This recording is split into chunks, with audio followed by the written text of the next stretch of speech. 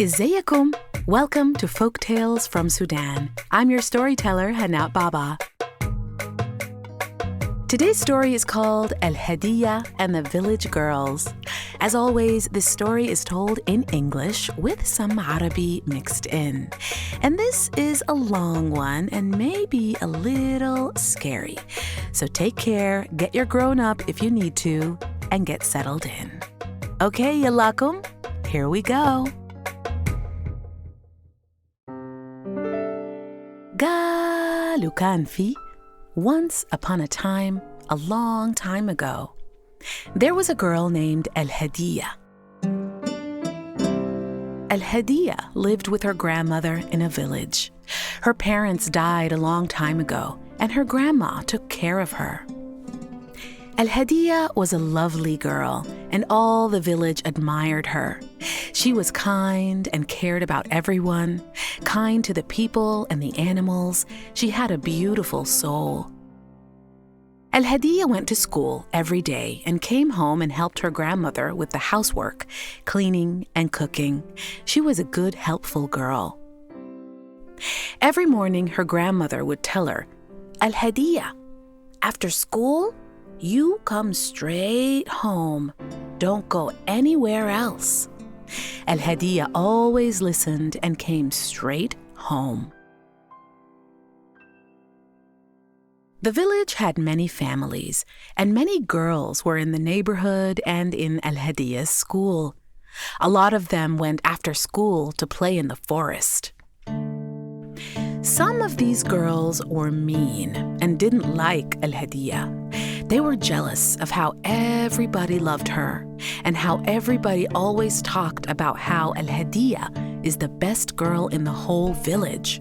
One day, some of these mean girls got together and said, "We have to get Alhadeeya. We're tired of everyone loving her and her only. We're gonna get her in trouble."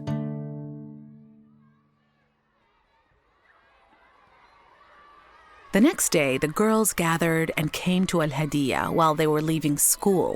And one girl said, Alhadeeya, Alhadeeya, why do you always go straight home after school? That's not fun.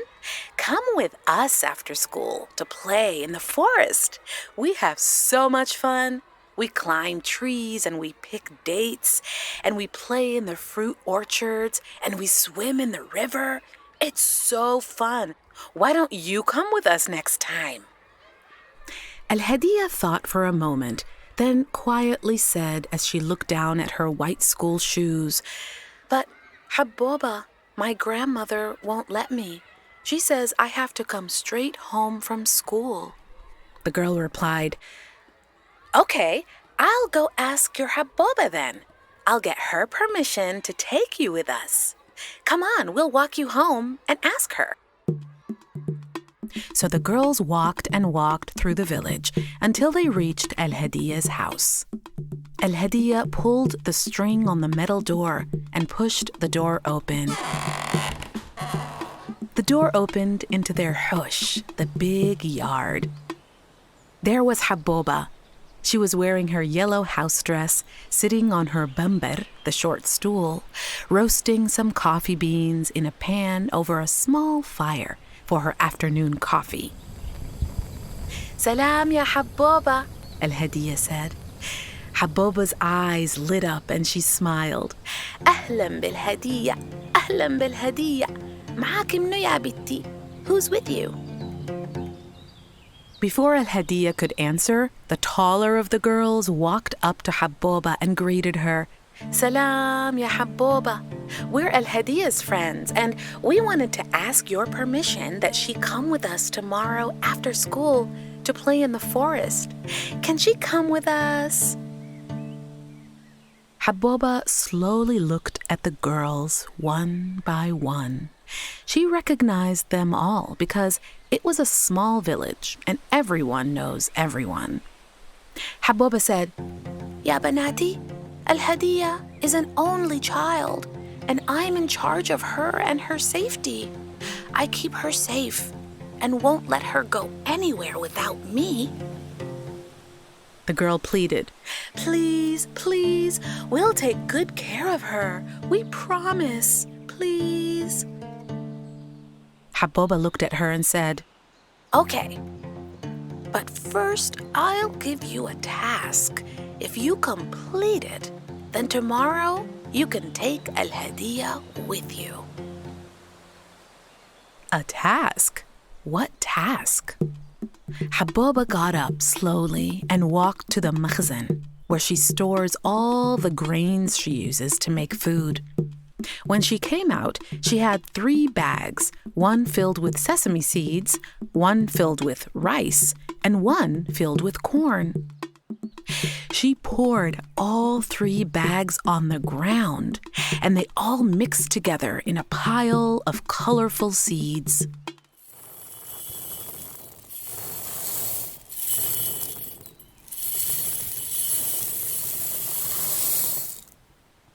Haboba said, If you can sort these and put each kind back in its own bag, then I will let Alhadeeya go with you. The girls looked at the heap of mixed up seeds and corn and rice, and they looked at each other in disbelief. What a hard thing to do! But the tall girl really wanted to get Alhadeeya, and she would do whatever it takes. She said, طيب, okay, Haboba, we'll do it. They spent all afternoon and all evening sorting through those seeds, one by one, until the sun went down. Finally, tired and frustrated, they took the 3 bags and went to Haboba and said, Okay, Haboba, we did it. She said, Okay, now I know Alhadeeya will be safe. It takes great care and patience to complete that task, and you did it. You can take Alhadeeya with you tomorrow to play after school. The next day after school, the girls called Alhadeeya over to take her with them to the forest. Alhadeeya was excited. Finally, she was allowed to go play with the girls. She had heard so much about their fun adventures in the forest and the river, and today she was going along. First, they went to the market to buy some baskets, gufaf. The tall girl said, Okay, everyone gets a gufa. Come on. As Alhadeeya took hers, she wondered why they needed them. Alhadeeya followed as they walked and walked, each one carrying her gufa on her head, until they reached a tall date palm tree. When Alhadeeya looked all the way up, she saw its stems were heavy with sweet, ripe dates, tamur, just ready to be picked and eaten. The tall girl said, Shufu tamur, look at those dates. They look so delicious. I wish I knew how to climb the tree to get some. All the girls said the same thing. We don't know how to climb either. Oh, we don't know how to climb either. Oh, I wish someone knew how to climb the tree. And they pretended to be sad. Alhadeeya looked at the sad girls. She looked at the tree, and then she said, Ana, I know how to climb. I can get the dates. The tall girl smiled and said, Ya salam. Thank you very much. Alhadeeya will pick the dates for us. Yay! They all cheered for her, and she was so happy. Alhadeeya put her gufa down and started climbing the tall palm tree. She climbed and climbed, higher and higher. She looked down, and the girls were getting farther and farther, smaller and smaller. She got to the top of the tree and shouted to them, Okay, I'm at the top. I'm going to start shaking the branches, and then the dates will fall. You can catch them and fill up our baskets, okay? They all yelled back, Okay. But the mean girls laughed, and the tall one whispered, "Hey, okay, girls, here's what we'll do. When those dates start coming down, we will pick them up and fill our baskets with the good ones. And we'll put all the bad dates in her basket."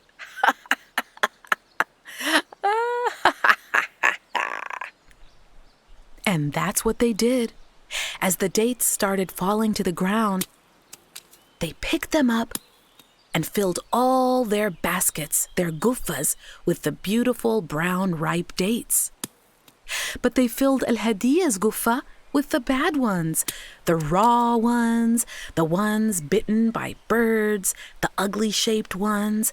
They all went into Alhadia's guffa.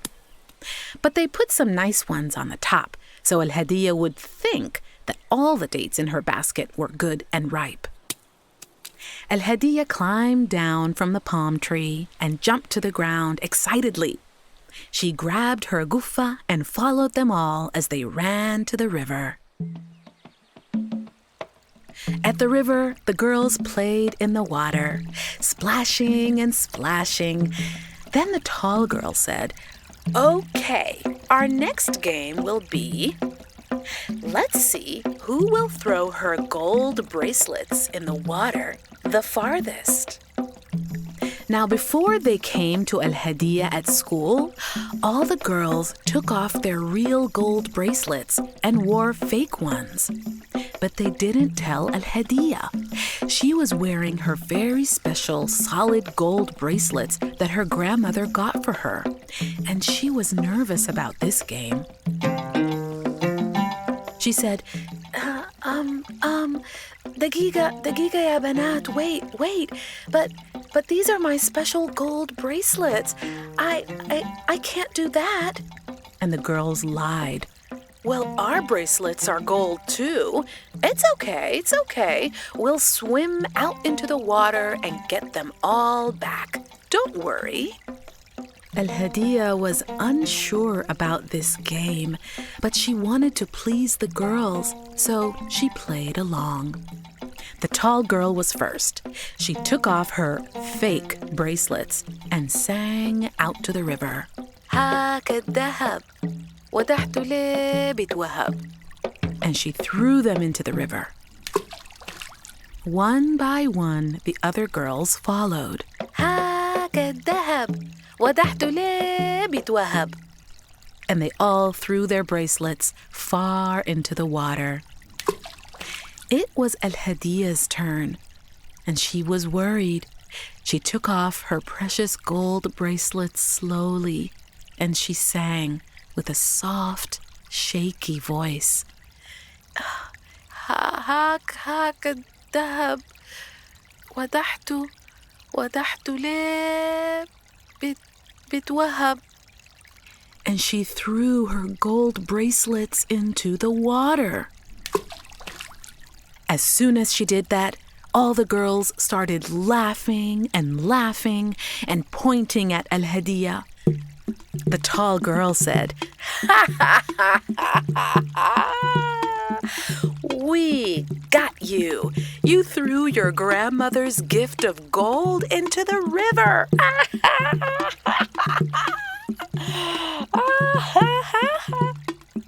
Alhadeeya said, What? But wait, you said we would go get them back. You said we'd swim into the river and get them back." The tall girl said, Silly Alhadeeya. How dumb can you be? Our bracelets were all fake.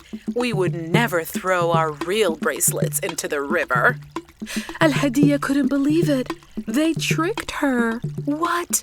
The tall girl laughed. "And take a look at your guffa of dates." Alhadeeya looked. The girls tricked her. They were mean, bad girls. Alhadeeya was so sad, and the girls were just laughing at her. Then they all ran away together back to the village without her. Wait for me, Alhadeeya yelled. But they wouldn't listen. They ran off, and she tried catching up, but she couldn't. She ran and ran, and she couldn't see them anymore. She didn't know the way home because she was following them. Alhadeeya was sad and afraid. And what about Haboba? She's probably so worried about her. She didn't know what to do. She just sat on the ground under a tree and cried and cried.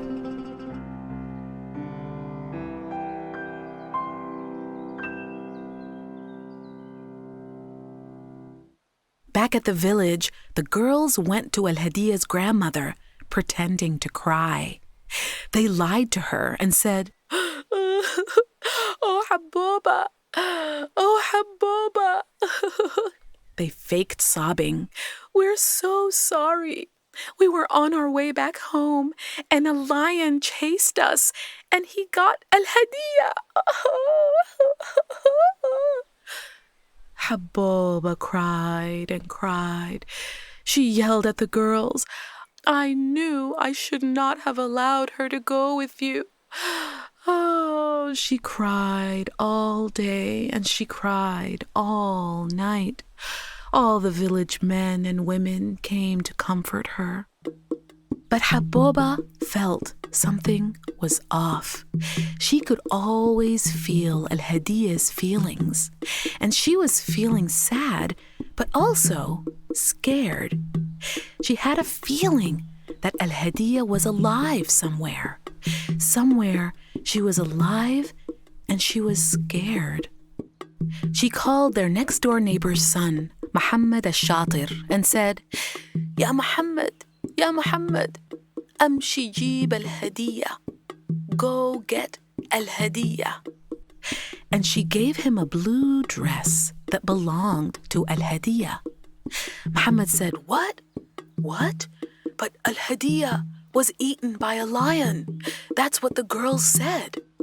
Haboba said, "No, just take this dress and it will guide you." Muhammad took the dress. He got on his horse and he rode off. Back at the tree in the forest, the sun was about to set, and Alhadeeya still sat under that tree, not knowing what to do. All of a sudden, she could see a yellow wind in the far distance coming towards her. She was scared and said, "Allah lena minnik ya dil haboob. What a terrible wind. God protect me from this wind." The wind talked back in a booming voice and said, Allah lik min al-warai. God protect you from what's behind me. Then the wind got closer and it turned orange. Alhadeeya said, "Allah lena minnik ya dil haboob. God protect me from this wind." And the wind replied, Allah lik min al-warai. God protect you from what's behind me. Then the wind got even closer and it turned red. Alhadeeya said, "Allah lena minnik ya dil haboob. God protect me from this terrible wind." The wind replied, Allah lik min al-warai. God protect you from what's behind me. By now, the wind was so close. All the trees were swaying back and forth. It got dark, and the wind was black. Alhadeeya could barely see. She said, "Allah lena minnik ya dil haboob. God protect me from this terrible wind." And the wind replied, Allah lik min al-juwai. God protect you from what's inside me. And from inside that big black wind came a big ghul, a giant ogre. He was as big as a tree, with big red eyes and long yellow teeth. Alhadeeya was so scared, she just froze. The Ghul bent down and picked Alhadeeya up in his huge, cold hand. He flew into the air in a cloud of dust and flew all the way to his cave, far, far away beyond the river. When they got to his cave, he put Alhadeeya inside a big cage and told her tomorrow she would be his breakfast. Poor Alhadeeya. There she was, far from home, in a cage, in a cold, cold cave, captured by the big, evil Ghul. What was she gonna do? She had to think of some way to escape. Back outside the village, Muhammad al-Shatir rode off on his horse with Alhadeeya's dress in his hand. All of a sudden, the dress started to glow, and it pulled him in different directions. It was guiding him to Alhadeeya. Maybe Alhadeeya was really alive. He rode and rode, following the pull of the glowing blue dress until he reached the river. But how could he cross? He didn't have a boat, just his horse. All of a sudden, the glowing dress lifted him and his horse up into the air and flew with them into the sky. They flew and flew beyond the river until they reached land. Muhammad could see mountains with caves, and one cave had a dim light glowing softly. Maybe, he thought, Alhadeeya was in that cave. The blue dress pulled him towards the cave. Inside it, Alhadeeya was inside her cage, and the Ghul was asleep next to her, snoring loudly.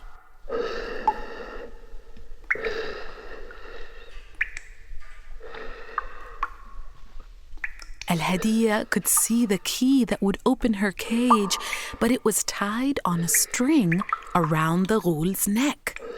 If she tried to reach out and take it, he might wake up. Just then, Muhammad approached the cave. He looked in, and there was Alhadeeya in a cage, and there was the big Ghul asleep, snoring.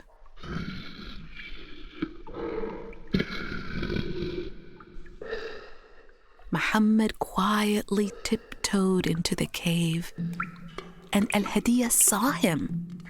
She was so relieved, but so afraid for him. What if the Ghul woke up? He would eat the both of them. Alhadeeya silently pointed to the key on the string around the Ghul's neck. Slowly, Muhammad went over to the Ghul, and carefully, so carefully, he took out a lighter from his pocket and started to burn the string. The string burned and burned until it broke, and the key fell off. Quickly, Muhammad grabbed the key and rushed over to Alhadeeya's cage and let her out. Slowly, they tiptoed out of the cave. But the smell of the string burning started to wake up the Ghul. When they saw him starting to wake up, they started running. They ran and ran to where the horse was, but the Ghul was now fully awake. He got up and realized Alhadeeya was gone. He was so angry. He roared and stomped out of the cave to find Muhammad and Alhadeeya. They ran and ran until they reached Muhammad's horse. They both got on, and the horse started galloping and galloping and galloping. The Ghul was running after them, shaking the ground with his huge steps. When they got to the river, Alhadeeya's blue dress started glowing again. And it pulled them into the air. They were flying over the river. As they flew, they looked back and they saw the ghul wasn't following them. He had stopped. The ghul couldn't fly at night. They were safe. Phew! They were safe. They flew over the river and got to the other side safely. When they landed, the glowing blue dress dipped into the river, and when it came back up, guess what it had? Alhadeeya's gold bracelets. Alhadeeya took her bracelets and wore them. Then she got back on the horse with Muhammad, and they rode all the way back to the village. When they got to the village, they immediately went to Habboba's house. It's as if she knew they were coming. She was waiting for them. Alhadeeya ran to Habboba, crying. Habboba was crying tears of joy. The villagers came, and they all celebrated Alhadeeya's safe return, and they all thanked Muhammad, who told them the whole story. And what about those mean girls? Well, their families dragged them over to Habboba and Alhadeeya to apologize to them, and they were never allowed to go anywhere again.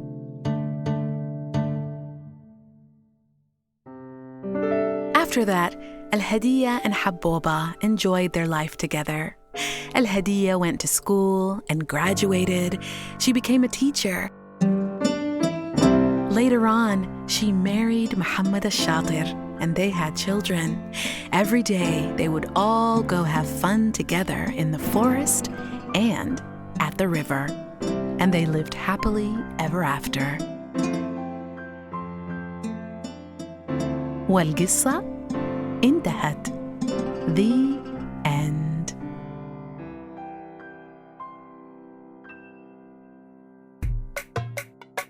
Thanks for listening to Folktales from Sudan. All the stories in the series were adapted from stories I heard from members of my family, handed down from generation to generation. And this project is dedicated to our official family storyteller, my dear uncle Elbagir Gaafar. Thanks to our production team, our main story consultant and editor, my mother, Nawal Gaafar. Our music is by Rami Elbagir, Muhammad Jamal, Ahmed Al-Ijil, Hassan Rabi' and Khalid Al-Mahi. Our episode art is by Waddah Eltahir. Graphic design team is Eman, Hajali, Rudaina, Osman, and Layla Bilal. This story was sound designed by Seth Samuel. Find us on YouTube, Apple Podcasts, and Spotify, and we'd love to get your ratings and reviews. And engage with us on Instagram, Facebook, and TikTok at Folktales from Sudan. I'm your storyteller, Hana Baba. Yalla, see you in the next story. Ma'as salama.